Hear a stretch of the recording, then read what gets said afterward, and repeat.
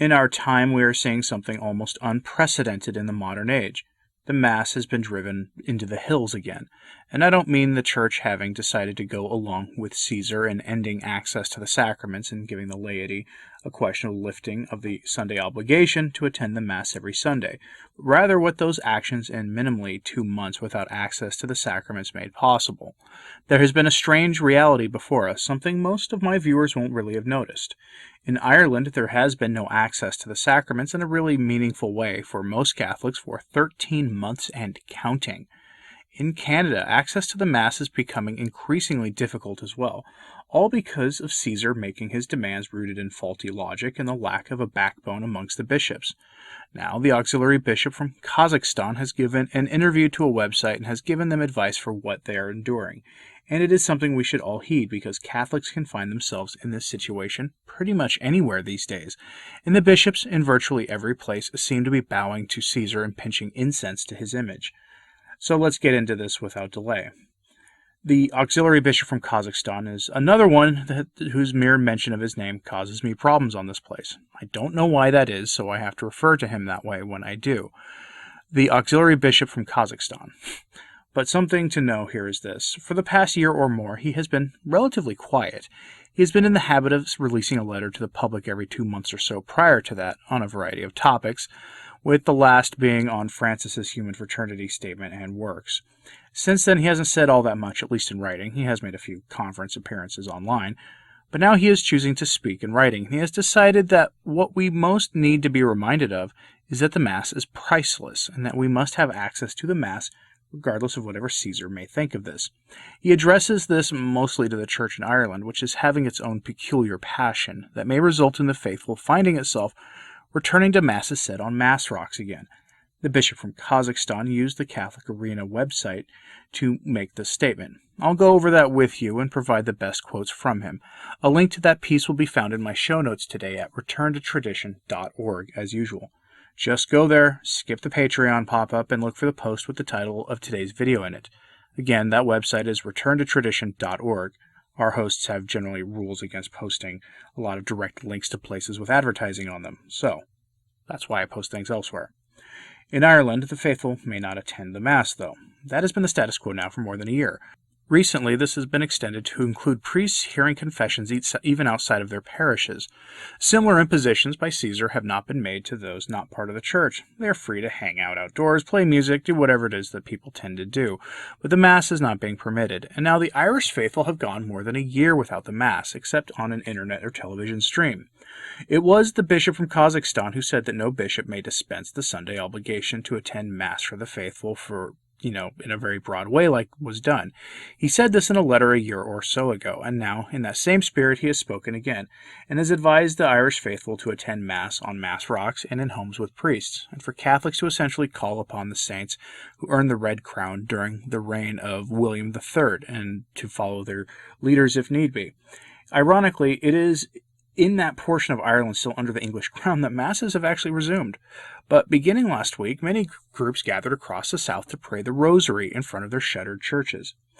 Their efforts have gained much support and goodwill from across the world, even more rosaries now to take place this coming Sunday. And I'm calling on Catholics watching this to offer their rosaries in support, now through Sunday.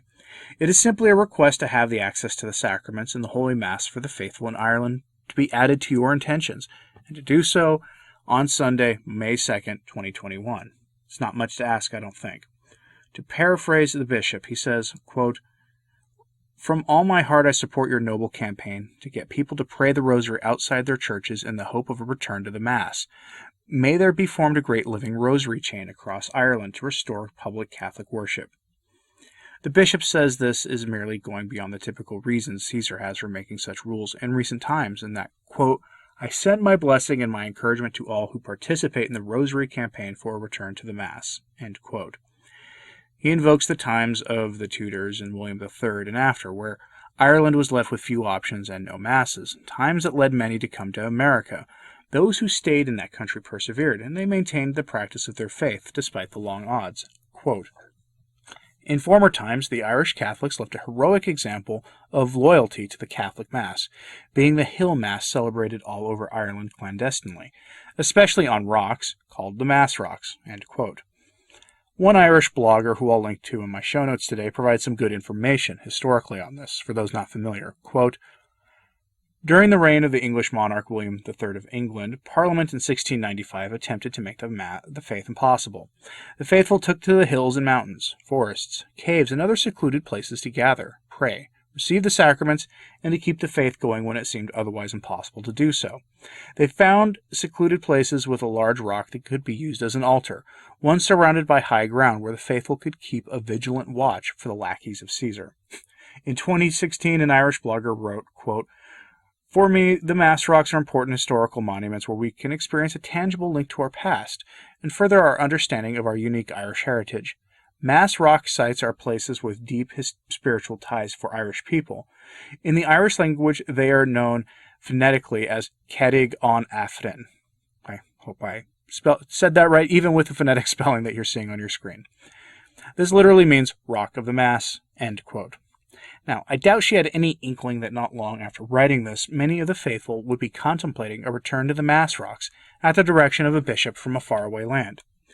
The bishop from Kazakhstan dives deeper, quoting the writings of a Catholic historian and monk who details the experiences of faithful Catholics and what they were going through during these times. Quote, Father Augustine OFM wrote, the adversaries of our faith saw now that Catholics flocked to the mud cabins as they had flocked to the churches, and bent as low before the rough altar as they had done before the work of art.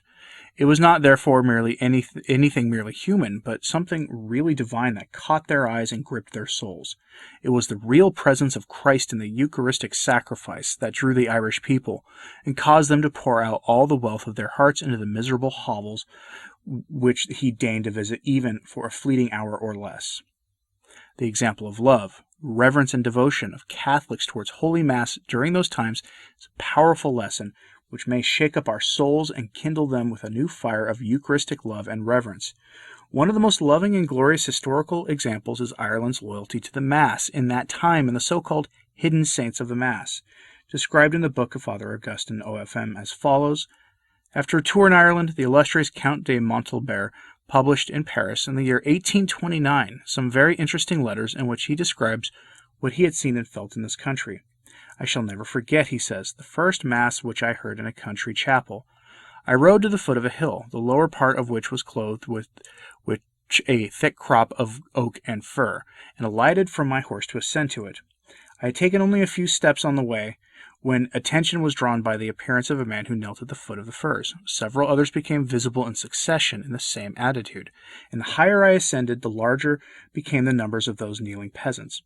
At length, on reaching the top of the hill, I saw a cruciform building, badly built of stone, without cement, and covered by thatch.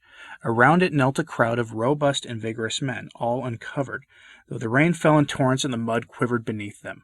Profound silence reigned everywhere. It was the Catholic chapel of Blarney, and the priest was saying Mass. I reached the door at the moment of the elevation, and all this pious assembly had prostrated themselves with their faces on earth. I made an effort to enter under the roof of the chapel, thus overflowed by worshippers. There were no seats, no decorations, not even pavement. The floor was of earth, damp and stony, the roof dilapidated, and tallow candles burning on the altar in place of tapers. When the holy sacrifice was ended, the priest mounted his horse and rode away. Then each worshipper rose from his knees and went slowly homeward. Many remained for a much longer time in prayer, kneeling in the mud in that silent enclosure chosen by the poor and faithful people. End lengthy quote. Clearly, the bishop here is making an obvious point. The faithful should be ready to emulate this practice now, and they should get to it now. Their forebears in the faith would expect them to do so. The faithful are beginning to understand this, as rosary prayer groups have been meeting in front of parishes across the country lately, and this Sunday more will do so. You can join them in spirit, regardless of your location, by offering your own rosaries for their intentions. I am asking that you do that. The bishop offered his blessing to those who participate, and he didn't seem to limit that to the Irish, so this Sunday, offer your rosary for that intention. And include the Canadians in Ontario as well, as they are beginning to see the early works by Caesar to do the same thing. And pray for your own masses and sacraments to remain available as well.